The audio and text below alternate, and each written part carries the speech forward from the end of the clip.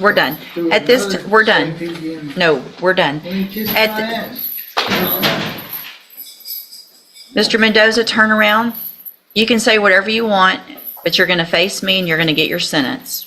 And if at this time I could give you more, I would, I promise you, but I can't. You don't like the whole situation? No, hang on, don't overtalk me. Now it's just the time to listen. Do I get a new bond today? I'm not giving you a bond because you couldn't act right while you were on bond, which shows me that, no, that means I'm gonna revoke your bond. You're going to jail regardless. You put a gun to somebody's head. We're lucky you haven't killed somebody because that's the path you're on. And Mr. Jackson, you were previously in court, entered a plea of guilty to the second-degree felony offense of engaging in organized criminal activity. I've received the pre-sentence report as well as incident reports from the Jefferson County Jail. Has everyone had an opportunity to review all of that? Yes, Your Honor. Are there any additions or corrections? No, Your Honor. Judge, I'm sure the court would like Mr. Jackson to take a little bit more responsibility for what he did in his version, and I would also assume that his next comments are going to be the talking to that everybody else in the jail is going to do.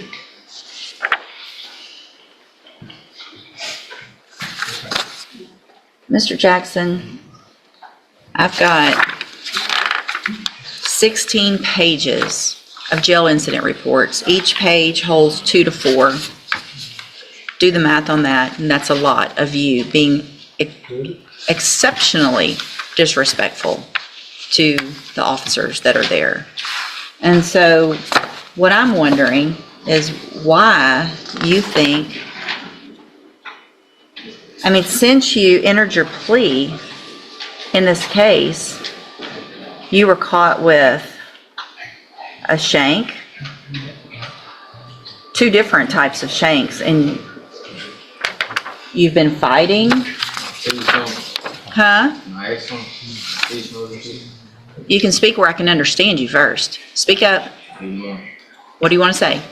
I was talking to the guard, I was talking to the lieutenant. I was trying to talk to him and get that thrown out. They ain't find it on me. No, they found it in your bed. Oh, it wasn't. Okay. What about the other 16 pages? What about telling the officers, I don't have to do shit? What about telling the officers, I don't give a F about none of that? What about that? Is that you? Over and over and over? If you don't give a shit, then why should we? Do you understand what I'm saying? You want to spend your life in prison? Because that's what you're asking for. It's no behavior for me to go, oh, let's just put him on probation. It'll be great. He's going to follow the rules. You can't even follow the rules when you're locked up. What makes me think you're going to follow them when you're out? I mean, the agreement that y'all have reached based on what I understand is very little criminal history, mostly because you're young and you haven't had time to do a whole lot. What is the status of the Hardin County cases? Do we know? Yes, Your Honor. They're waiting for us to resolve these cases, and then they'll be next in line. Okay. When we come to court, after we leave, I always inform them what we're doing, so they're aware. Okay. Judge, that kind of goes to the notion of, obviously, we were going to request if the court is in agreement with the following plea, ISF, that he cannot do with those pending. So our understanding and our agreement was for ISF with the understanding that he would dispose of those cases very timely so that he can then go to ISF if that's what this court orders. Yes, Your Honor. Okay. So here's what I'm going to do, Mr. Jackson, and the rest is going to be up to you, okay? I'm going to follow the agreement that you made with the district attorney. I'm going to find sufficient evidence to find you guilty. However, I'm not going to do that. I'm going to defer all proceedings for a period of 7 years. You will be ordered to pay a $500 fine. You will be ordered to enter and successfully complete the cognitive track of the ISF program. That is a whole program, especially for you young people, to hopefully help you to make better decisions. But here's the thing about ISF. You're going to go to Hardin County from here, take care of those cases, and when you do get to ISF, 1 incident report is a violation of your probation.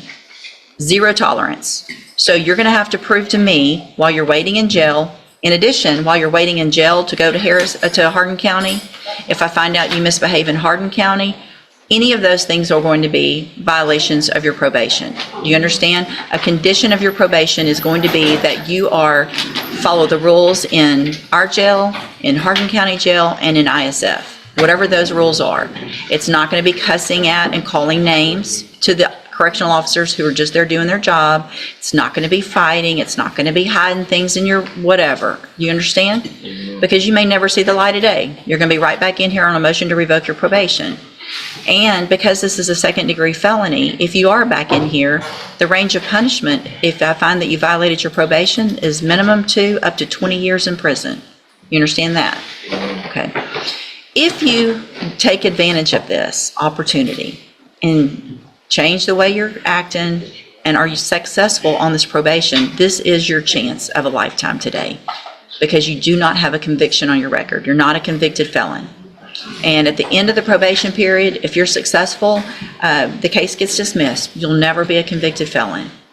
The other side, again, though, one hiccup. You're on zero tolerance from the beginning on this. You're back in here with the motion to revoke and going to prison. Do you understand? A condition of your probation also, if it's not in here, is going to be that you are not allowed to be in the possession of or around any firearm. So if there are firearms in your house where you're living that aren't yours, they have to be locked up, or you are not allowed to have them.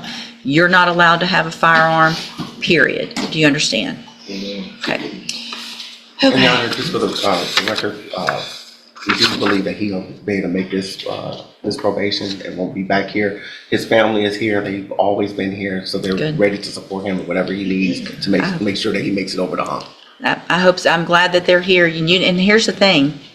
You probably don't like their rules either. Guessing from how you're acting, I don't think you like anybody telling you what to do. But at this point in your life, until you get off this probation, there's going to be a bunch of people telling you what to do.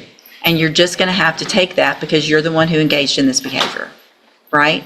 So grow up, take responsibility. Good morning. Good morning. How you doing? I'm okay. How are you? Pretty good. So you're Corbin Rayleigh? Yes, ma'am. And Mr. Rayleigh, you were here just last week or the week before, Yes, ma'am. and you pled guilty to an offense, and you were told to go to the probation department and do a pre-sentence report. Yes, ma'am. And I've gotten a memo from them that has some unfortunate information in here about how you Yeah. acted while you were there and visiting with them. Yes, ma'am. I was over the phone when the lady was arguing and stuff. I just wanted the information on when I was supposed to meet the dude. That was it. And That's not how this reads. they They were so frustrated with you that they said they will not do a pre-sentence report while you're on bond. So do you know what that means? my bond had to be paid off.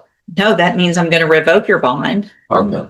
and you're going to go to jail. Yeah. And then they're going to come to the jail and do the pre-sentence report. And you're going to be respectful to them. Or I don't have to go along with this plea agreement. Yes, ma'am. So listen, it's time to get a whole different attitude about all of this. I understand. I remember now when you were here, you don't like the whole situation. No, Hang on, don't overtalk me, because that's going to show me what you're doing to them. Okay? Now it's just the time to listen. Yes, ma'am. All right? And just do what you're told. There's not an excuse for what you did. You didn't just try to ask for some information. Okay? They wouldn't have sent this. They're very, very patient. I just want to let you know I got a whole different view about it on the whole situation now too. I just got to meet my son for the first time on Friday. So Well, this is very unfortunate. Yeah. So but here's the thing. There's no reason for you to still not get this probation, but I don't have a choice now but to get this pre-sentence report done. So I'm going to, hang on, I'm going to revoke your bond in your case at this time. You're going to go with the bailiff.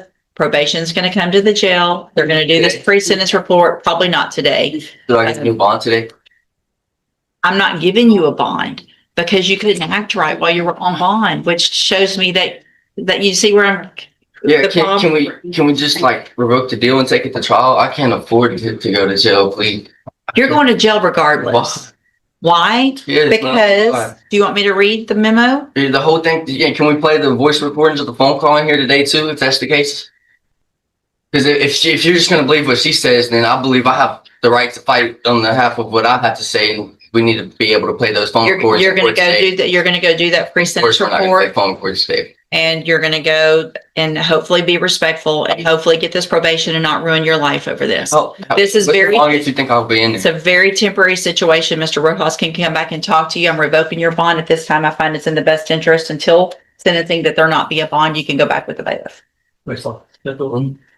He pulls a gun on a 14-year-old kid and steals not only that kid's dirt bike, but also a small amount of cash from that 14-year-old. The PSI indicates that 14-year-old is so traumatized by this that he can't even attend public school anymore, Judge. When he was apprehended with that stolen dirt bike, there was a vehicle associated with this defendant. And in that vehicle were other subjects who had 4 firearms in that vehicle, Judge. And as if that was not bad enough, he goes on to brag about this criminal activity on social media. And if that wasn't bad enough, Judge, he goes on to taunt the victim of the UUMV on social media as well. Judge, he is youthful, I'll acknowledge that. He does not have any adult criminal history, Your Honor, I will acknowledge that. But Your Honor, what he has engaged in is beyond the pale. He needs prison time, in my opinion, Your Honor, and that's what we're asking this court to do. If somehow, in any way, shape, or form, the court's considering community supervision, we'd ask for shock probation, some prison time up front, and then shock him out on community supervision. Judge, again, this is just beyond the pale. And I think the PSI speaks for itself. Thanks, Judge.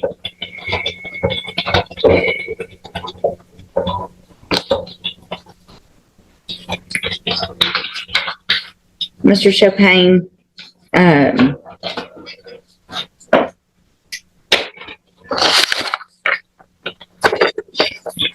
these cases for me with kids your age are so hard. And I have for a very long time tried very hard to give chances. But all of the guns and the riding around and so January 2019, you're put on January of 2019, you are put on probation, juvenile probation. You violated it 1, 2, 3, 4, 5, 6. On your 7th time to violate, they finally sent you to TJJD, right? 7 times you were given an opportunity. You go to TJJD, obviously you're not there very long because you get out, and then in December of 2022, you commit an unlawful carrying a weapon, evading arrest or detention, and you're again put on probation. You're given another opportunity in January of 2023. So in this year, you were put on probation for a gun case and an evading case. While you're on that probation, after you've been to TJJD, you commit these 3 offenses while you're on probation.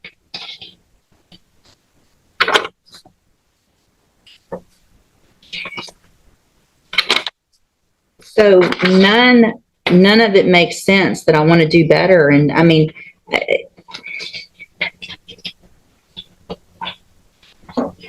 all this riding around with guns and masks and stealing, and it's just crazy. It's just crazy. Go have a seat in the jury box. I gotta think about this one some more for a minute. So what I've done, in addition to obviously just thinking about it and looking at all of this a little bit more, is ask and get any incident reports that you've had since you've been in custody. And Mr. Chopin, I appreciate Mr. Lewis and what he's done and the arguments he's made for you. And like I said before, it really kills me to what I feel like I have to do to you young people. But we are in Jefferson County tired of young people running around here with guns. You put a gun to somebody's head. We're lucky you haven't killed somebody because that's the path you're on. You've had opportunities at probation And unfortunately, those haven't worked. You've actually already had 2. You were sent to TJJD, you got out, you still committed offenses, and then you got probation again, and then you're here. So all this talk of I want to do right and I'm going to do better is just a bunch of baloney. The way you can't follow the rules in jail shows me same pattern. You can't follow the rules. So at this time, in clause number 23 DCCR 0993, I'm going to find sufficient evidence to find you guilty, and at this time find you guilty of unauthorized use of a vehicle. I'm going to sentence you to a term of 2 years in the state jail prison. You will receive credit on that sentence for any time that you've been in custody that the law gives you the right to receive. In clause number, and these were all just open. So in clause number 23, DCCR 0991, I'm going to find sufficient evidence to find you guilty, and at this time find you guilty of evading arrest or detention with the use of a vehicle. I'm going to sentence you to a term of 10 years in the institutional division of the Texas Department of Corrections. You will receive credit on that sentence for any time that you've been in custody that the law gives you the right to receive. In clause number 23, DCCR 0992, I'm going to find sufficient evidence to find you guilty, and at this time find you guilty of aggravated robbery. Sentence you to a term of 25 years in the institutional division of the Texas Department of Corrections. You will receive credit on that sentence for any time that you've been in custody that the law gives you the right to receive. I am making an affirmative weapon, finding of a deadly weapon. These cases will run concurrently, which means together at the same time. So I am denying the state's motion to accumulate, which is a gift to you. I am going to grant the state's motion to forfeit the weapon, which is a Taurus Millennium G2 pistol bearing serial number TIP 10158. I'm going to hand you, I need there should be an admonishment showing that I signed it. There wasn't a plea agreement, but I don't see one printed out. Mr. Chopin, I take no pleasure in giving out a sentence like this, but I feel like what I have to do is protect Jefferson County from people like you, who have continued to show that you're just a danger and becoming more and more of a danger instead of learning from the opportunities that you've been given. You will be handed in just a minute a trial court certification in each of your cases that shows these weren't agreements, so you do have rights to appeal, and you can talk to Mr. Lewis about that. I hope you take advantage of any programs. You're still young. You're going to get out of prison and you're going to be young still and have a lot of your life ahead of you. I hope what you do while you're in prison is do what you're saying you really want to do, is get your life together. There's programs you can get out. You can have education when you get out. They offer that, and hopefully be a productive member of society instead of going down the wrong path that you've been going. All right, good luck to you. You can go back with the bailiff. We'll get those forms printed out. Hayden Fontinet, Mr. Rojas, at the sentencing. Good morning. Are you Caden Yes. Fontinet? And this is 25 DCCR 1759. Mr. Fontinet was previously in court, entered a plea of guilty to the first-degree felony offense of aggravated robbery. It was an unagreed plea. I've received the pre-sentence report. Have you both had an opportunity to review that report? We have, Your Honor. The state has, Judge. Are there any additions or corrections to the report? Not from the defense, not from the state, Judge. And Mr. Coleman, you said you have a witness or some evidence. Actually, Judge, Mr. Rojas has graciously stipulated to the admission of the surveillance video from the convenience store in question. So Okay. I need to call my custodian record. With the court's permission, first of all, I'm offering states one. No, Judge. Make that states two, because this one was the plea admonishment documentation, please. I'm offering states two. No objection. States two is admitted. Permission to publish, Judge. Yes, sir. Judge, I think that's all I wish to publish unless the court wants to see the entirety of the video. But I think that's enough. Any other evidence or witnesses? No, Judge, just brief argument if I may. Any other evidence or witnesses for Mr. Rojas? No, Your Honor, just like. Mr. Rojas, you may make argument first. Thank Go you, ahead. Judge. And obviously, after seeing that video, it makes what we're asking for harder to do. What we're here asking for this morning, Judge, is probation. Mr. Fontinet, he is a young offender. I know the court is tired of hearing the same story over and over again, young guys with guns in here. He's got a limited criminal history. I believe this is his first felony. He's never been on any kind of felony supervision or felony probation. Unfortunately, he's just fallen into the same situation that we see so many other youthful offenders fall into. He's got no direction in life. He's very little support at home. Sees no way out of the situation that he's in, so he goes and decides to rob a store and get some money. Did the wrong thing. And if his story in the PSI is to be believable for what I believe is the right reason, he's trying to help his mom out at home, trying to pay some bills, keep the lights on. Certainly, there are better ways to go about doing that. And I hope that the time in jail has taught Mr. Fontinet that. We've got options here, Judge. We can send him to prison or we can put him on probation. Certainly, he's on the road if this conduct continues, he's on the road with prison. I don't know that the day is the best time to make that exit for him. He's got a long life to live. We can send him to prison. He can be there for a few years and come back out. I don't know that he's going to get the help that he really needs in prison. There are programs available on probation that if he's serious about turning his life around, like he says in the PSI, those programs can help him. And if he does take advantage of those, it in turn would make the community a little bit safer. Because there'd be one less guy running around with a gun when he does get out of prison, if that were the road that you chose to take. Plan on living at home with his mom. I think he has some younger siblings there. To his benefit, before he was even arrested, he started a GED. I think on the night that this happened, he had just finished a GED class and made a dumb decision to go hang out with these guys that he should not have been hanging out with, and did this robbery. Again, Judge, you've got two options. You can send him to prison, or you can try to get him some help on probation, and hopefully he will take advantage of that. And certainly if he doesn't, we're going to know pretty quick, and you'll have another chance to send him to prison probably for a longer time. All right, thank you. What is the status of the other two?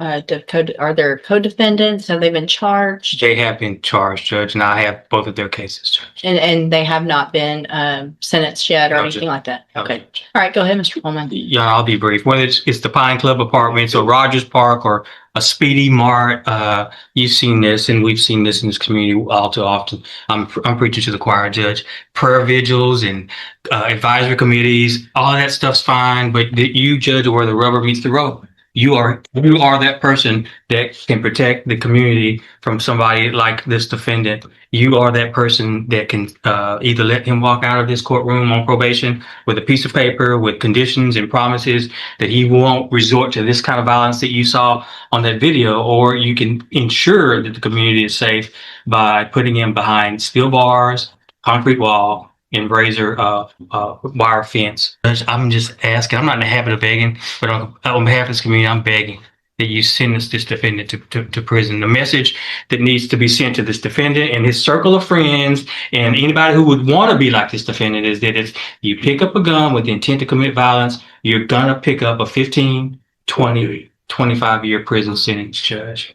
And I'm just asking that you do this on behalf of people who live at the Pine Club Apartments, who just want to live in peace, people who want to go take a walk at Rogers Park and not be robbed, and somebody that wants to stop at a Speedy Mart convenience store and pick up some snacks without becoming a victim of a robbery. That's all I have, Judge. Thank you, Mr. Coleman. So,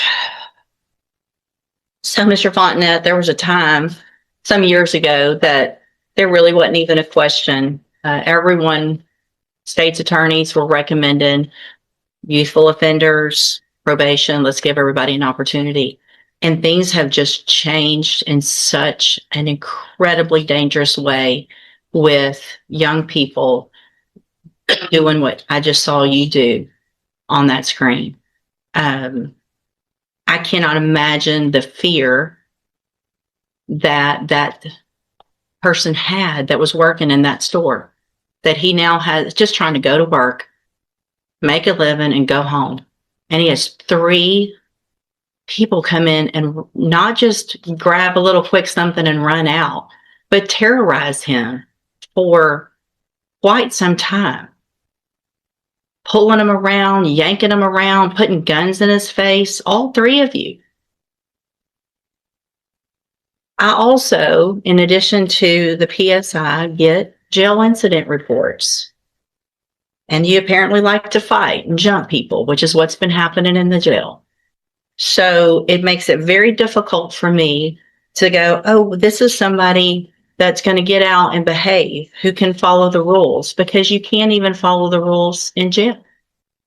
And the pre-sentence report shows that you're a high risk level, which tells me that after they've looked at everything, that you don't have, unfortunately, a good likelihood of being successful if I were to put you on probation. And Mr. Coleman's right. We're tired of it. And there's got to be something done. So in cause number 25, DCCR 1759, I'm going to find that you entered your plea of guilty freely and voluntarily. I'm going to find sufficient evidence to find you guilty. And at this time, I'm going to find you guilty of aggravated robbery. I'm going to sentence you to a term of 25 years in the institutional division. I'm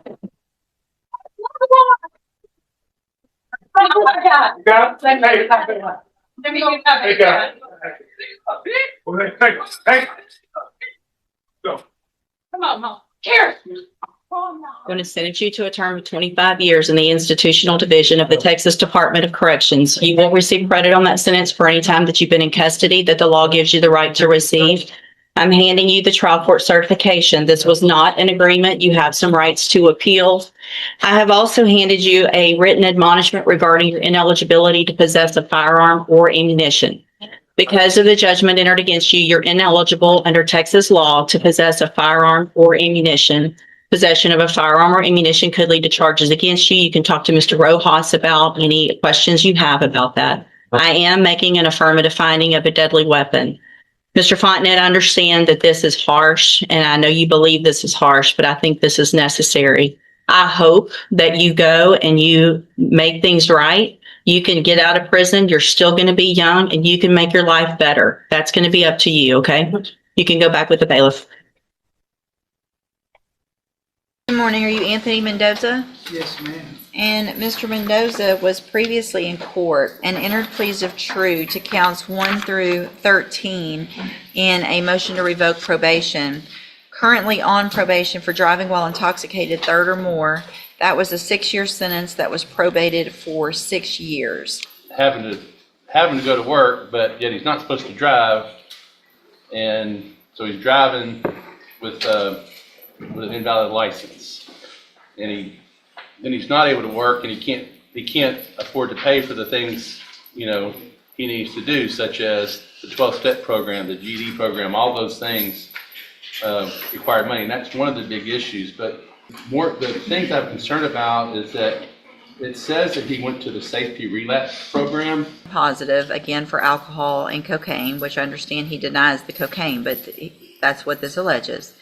And in October of 2022, I'm assuming through an administrative hearing, was granted relapse safe-P.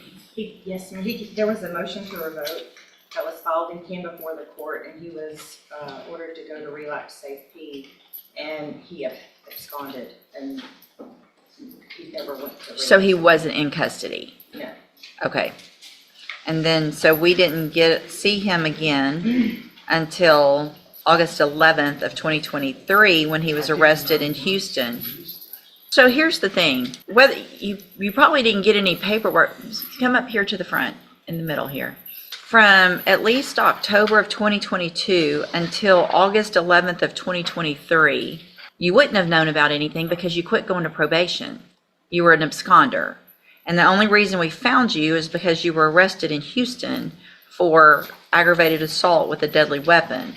And then in May, we get you back here and you were sanctioned to 180 days in jail. So this is the third time, it looks like to me, that you would have been given an opportunity to remain on probation.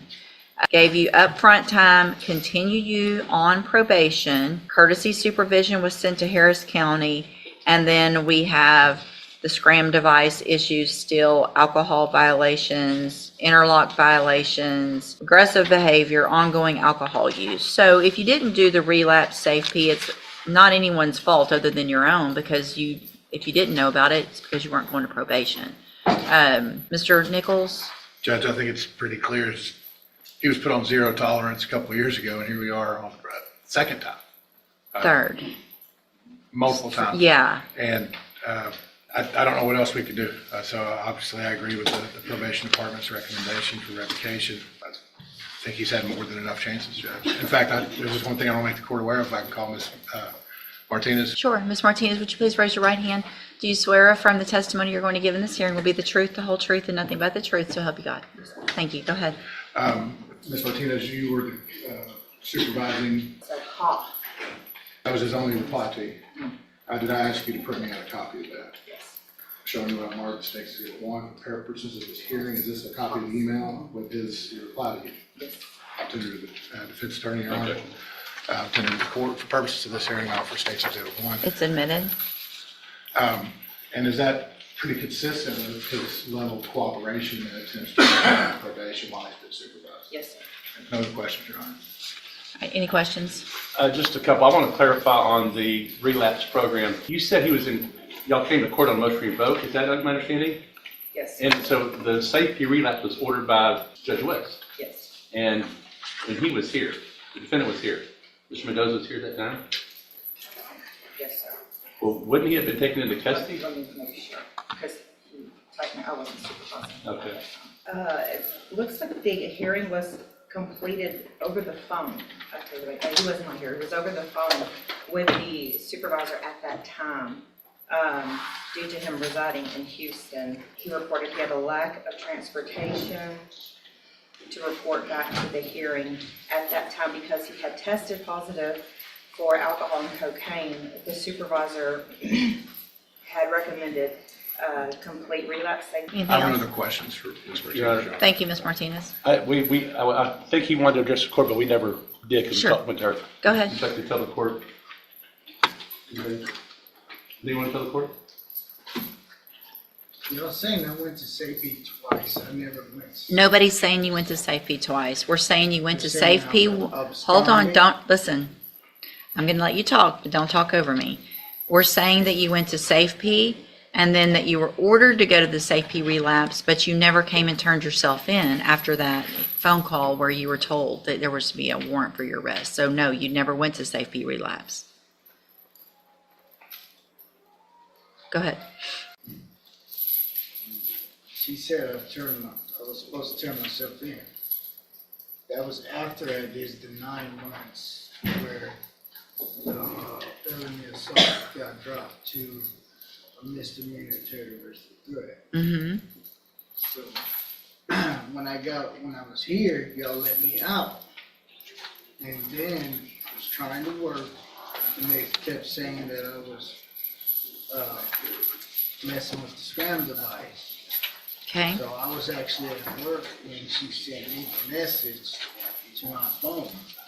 And I was trying to work and trying to pay, for the devices and stuff, since they were violating me for operating my truck without court permission. Mm-hmm. So that's when I just didn't turn myself in. Right. So did you respond? Is that email? That was Yes, what, ma'am. that's what you thought about all that? Yes, ma'am, I did actually say that. You thought that was funny? It's because I was agitated and I was taking lunch at work, and I was trying to, do things, trying to make money to take the classes, but with being on the scam device. Well, you had money to buy alcohol. You had, because you kept drinking, because you kept messing, Mr. Mendoza, you have been given so many opportunities on this probation, and I understand that those things are expensive. However, if you had at any time stopped testing positive and having blood alcohol readings that were positive on those things, then you could have eventually gotten off of those. I don't keep people on those for very long, but the reason we had to keep doing it for you is because you kept drinking. You kept messing up. And so you don't get to say, I kept messing up. Seriously, you got the initial probation in 2021. You got you got Safe P. You got some upfront time because of the Harris County issue. Didn't revoke you, haven't revoked you. 3 times haven't revoked you. And here we are with all of these violations. Through the TDCJ program, I was doing what I needed. The only time I had issues when I had the foot problem that I got from the halfway house. That's the only reason they said I absconded from the TDCJ program. Okay. I've actually done well through the program, through with the supervised division. The only time I messed up is when they stopped supervising me and made me go do these things by myself. Well, I mean, how old are you? How old are you? I'm 43. 43 years old. And I have no felonies on my record except for this. That doesn't mean anything. You have this felony and you have 6 years hanging over your head. And you've been given all the tools. You went to safety. You got aftercare. At some point, you have to take those tools and do for yourself and not come in and say, well, they made me do it for myself, so it's somebody else's fault that I kept drinking. We gave you the tools. If I can go We're done. through At this, another we're done. safety again, No, we're done. let me kiss At my the- ass. Mr. Mendoza, turn around. You can say whatever you want, but you're going to face me and you're going to get your sentence. And if at this time I could give you more, I would, I promise you, but I can't. So I'm going to find that you entered your pleas of true to counts 1 through 13 freely and voluntarily. Find those counts true. Find sufficient evidence to revoke your probation, and at this time revoke your probation. Sentence you to 6 years in the institutional division of the Texas Department of Corrections. You will receive credit on that sentence for any time that you've been in custody that the law gives you the right to receive. I'm going to hand you a certification of your right to appeal. This was not an agreement, so you do have some rights to appeal. Y'all need to sign that before you leave right now. You need to sign that you're getting a copy of it, and then we'll give you your copy, and then when you're done with that, you can go back with the bailiff.